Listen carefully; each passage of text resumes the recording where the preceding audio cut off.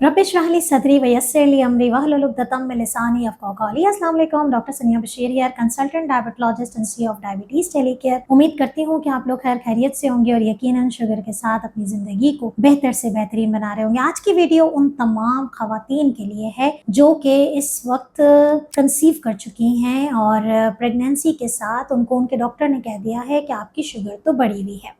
तो ये जानने के लिए कि आखिर प्रेगनेंसी में शुगर कितनी होनी चाहिए और कब हम ये कहते हैं कि ये तो हमल की जो है वो शुगर हो गई है, तो ये सारी बातें आज हम इस वीडियो में डिस्कस करेंगे। क्या आपके जहन में भी जेस्टेशनल डायबिटीज़ के हवाले से कोई सवाल है तो इसमें ज़रूर कमेंट कीजिए, हम आपको तमाम सवालों के जवाब देंगे।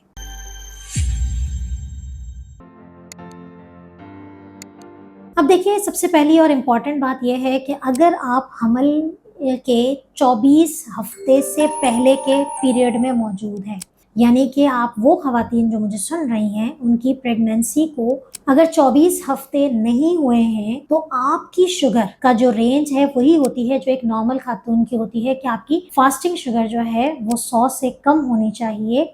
आपकी जो रैंडम शुगर है, यानी कि ख़ास तौर पे प्रेगनेंसी में हम 1 घंटा खाने के बाद और 2 घंटे खाने के बाद लेते हैं, वो वैल्यूज़ आपकी फास्टिंग शुगर जो है वो 100 से कम होनी चाहिए। आपकी रैंडम शुगर जो है वो तकरीबन आपकी 140 से कम होनी चाहिए और HbA1c आपका 5.7 से कम होना चाहिए। ये बात हो रही है अप टिल 24 वीक्स तक। यहाँ तक ये बात क्लियर हो गई कि इतनी शुगर अगर आपकी है तो आप नॉर्मल हैं। अगर आपकी फास्टिंग शुगर 100 से लेकर 126 तक आ रही है तो आप कहते हैं कि इसका मतलब है कि आपको पहले से ही बॉर्डर लाइन शुगर थी।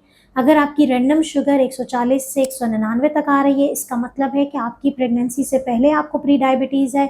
और अगर आपका HbA1c 5.7 से 6.5 आ रहा है तो इसका मतलब आपको पहले से प्री डायबिटीज़ है। और अगर आपकी फास्टिंग शुगर आपकी जो है वो 126 से ऊपर, रैंडम 200 से ऊपर और HbA1c 6.5 से ऊपर है 24 हफ्ते से पहले के पीरियड में, तो इसका मतलब है कि आपको डायबिटीज़ पहले से थी, हमल की शुगर नहीं है।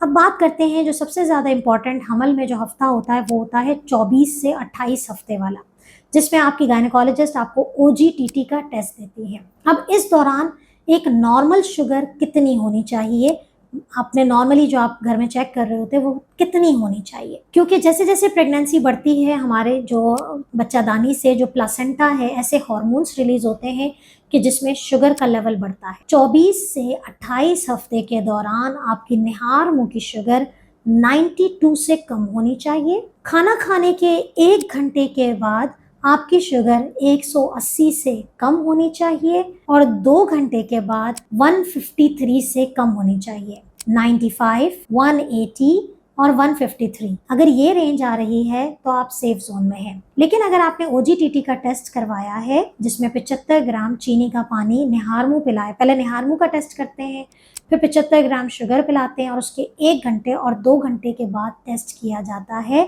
अगर वो वैल्यूज़ बतदरीज निहार मुंह की 95 से ज़्यादा, 1 घंटे की 180 से ज़्यादा, 2 घंटे की 155 से ज़्यादा, तो फिर आपको हमल की शुगर डायग्नोस हो जाती है। ठीक है, अगर आपको जेस्टेशनल डायबिटीज़ डायग्नोस हो गई है या आपके अर्ली ट्राइमेस्टर में ही आपकी शुगर बढ़ी हुई थी, तो अब एक माँ को क्या पता होना चाहिए कि यस मैं सेफ जोन में हूँ। उसके लिए आपकी जो टारगेट होता है, इतनी शुगर होगी तो ठीक है, आपका निहार मुंह की शुगर तकरीबन 95 से कम होनी चाहिए। 1 घंटे के बाद की शुगर 140 से कम होनी चाहिए और 2 घंटे के बाद की शुगर 125 से कम होनी चाहिए।